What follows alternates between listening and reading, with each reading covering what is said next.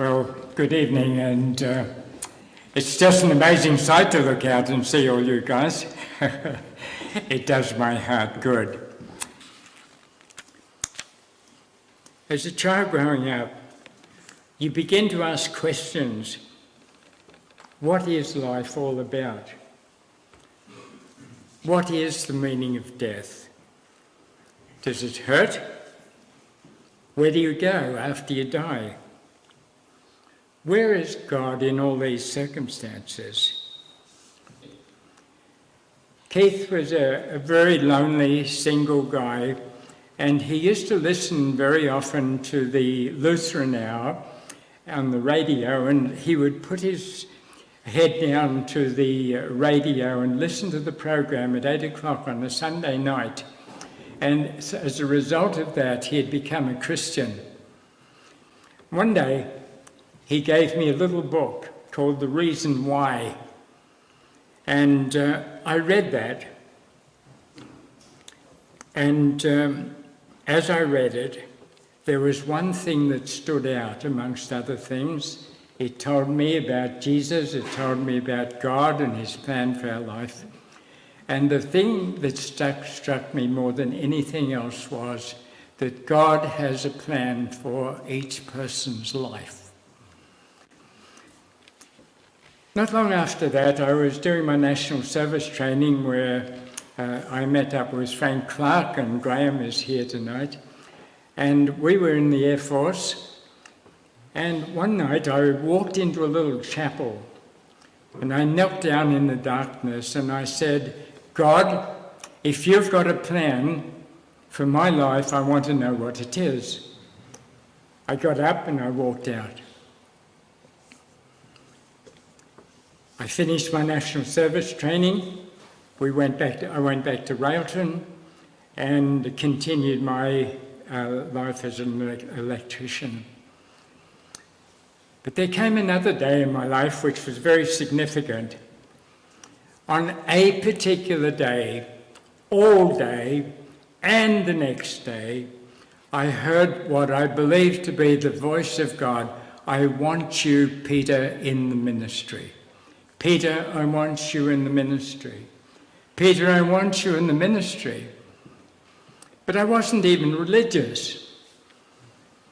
My life consisted of my work and dancing the floors in the dances, here at Railton, Kimberley, in that sort of thing. As for religion, well, the nearest I came to it was that I had a Roman Catholic girlfriend. And she went to church every week. I went occasionally, but not very often did I go. And then, of course, we had to resolve the matter. Well, what are we going to do about this?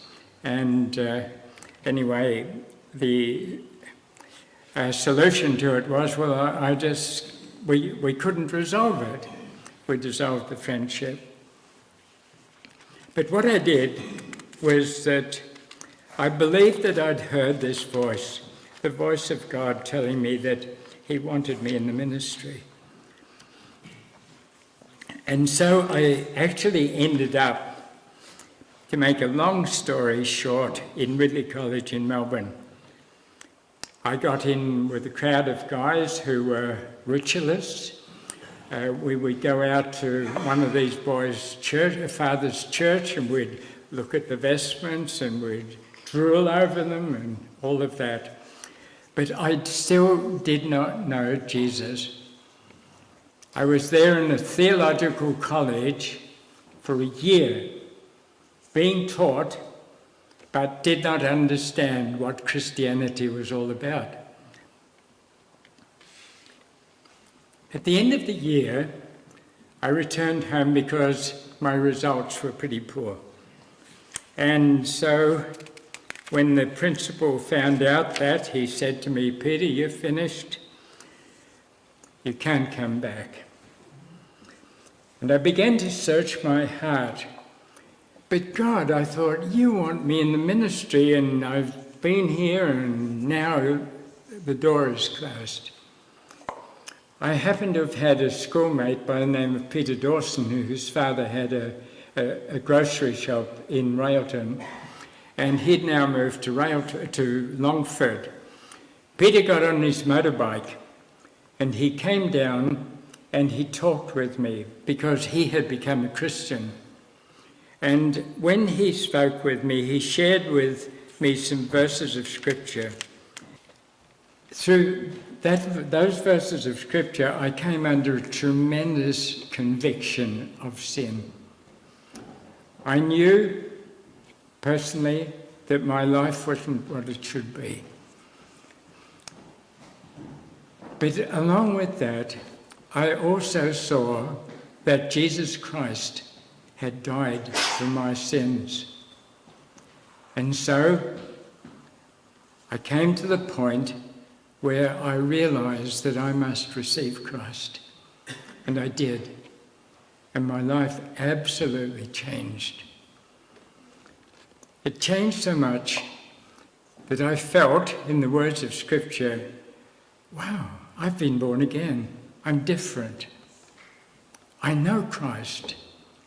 He means something to me now. So I wrote to the principal and I said, I've had this experience. He said, okay. He said, you better fly back to Melbourne and talk to me, which I did. And in the conversation, he said, look, Peter, he said, I've just got one more room left. If you want to come back, that's fine. Many years later, in fact, in the year 2002, at my farewell in Hobart, I heard for the first time what the staff of Ridley College had said about what had taken place, because in a reference that they had sent to the Bishop of Tasmania, they said, Peter's conversion is one of the most significant conversions that we have ever seen. So you see, in a sense, God reached out to me, touched my life because of the gospel of Christ. In just a few minutes, Peter is going to sing us a song. And in one of those songs, he will sing the words, my sin upon his shoulder. And that's what I came to understand. My sin upon Christ. Behold the man upon the cross, his sin upon my shoulder.